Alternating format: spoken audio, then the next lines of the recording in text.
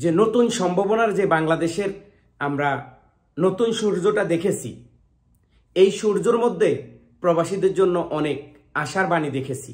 কিন্তু আসলেই যেই লাউ সেই কদু। 1,50,00,000 প্রবাসীদের একটাই দাবি, সেটা হচ্ছে প্রবাসীদেরকে বিদেশ যাওয়ার জন্য লোন দিতে হবে। 1,50,00,000 প্রবাসীরা বলে নাই যে 15 টাকা দিয়ে আমাকে কফি খাওয়ার ব্যবস্থা করে দিতে হবে এয়ারপোর্টে।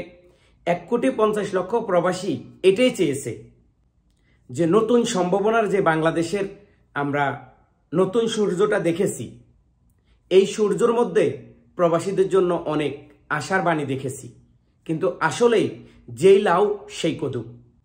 আওয়ামী লীগ সরকার 15 বছর শাসন করেছে। আমরা আওয়ামী লীগ সরকারের বিপক্ষে কথা বলেছি এবং আওয়ামী লীগ সরকারকে তাড়ানোর জন্য আমরা প্রবাসীরা রেমিটেন্স বন্ধ করে দিয়েছি।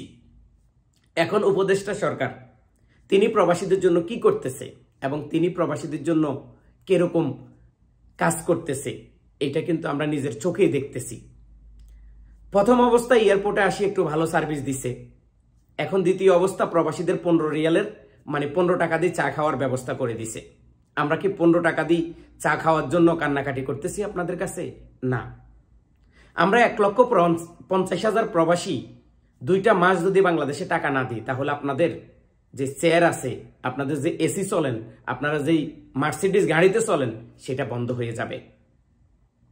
সবচেয়ে দ্রুত গতিতে প্রবাসীদেরকে কিভাবে বিদেশ যাওয়ার জন্য যে ট্রেডিং প্রয়োজন হয়, আপনারা যে 3 দিনের ট্রেডিং দিতেছেন, এখানে কিচ্ছু না।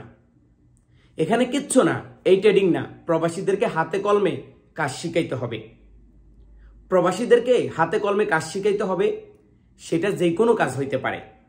এবং প্রবাসীদের যখন শুনবে একটা মানুষ বিদেশে যাবে, প্রবাসীদের জন্য আলাদা করে একটা পাসপোর্ট চালু করেন না।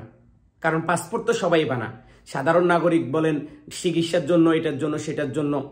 এইভাবে না করি প্রবাসীদের জন্য একটা পাসপোর্ট তৈরি করেন, আলাদা করে একটা কালার করেন।